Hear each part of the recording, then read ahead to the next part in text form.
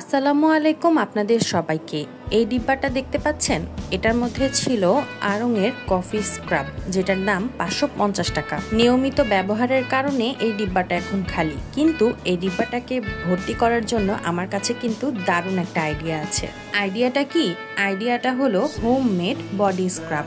এখানে আমি 2 থেকে 3 চামচ চিনি নিয়েছি এবং এখানে 2 চামচ কফি নিয়েছি। এরপর এই দুইটাকে আমি ভালোভাবে মিশিয়ে নিয়েছি। এরপরে আমি প্রায় 3 থেকে 4 চায়ের চামচের পরিমাণ নারকেল তেল নিয়েছি। আপনিও কিন্তু আপনার ঘরে থাকা জিনিস দিয়েই এই সুন্দর বডি স্ক্রাবটি তৈরি করে নিতে পারবেন। এখনো কিন্তু শেষ হয়নি। এবার আমি নিয়েছি প্রায় 5 থেকে 6 চা চামচ মধু।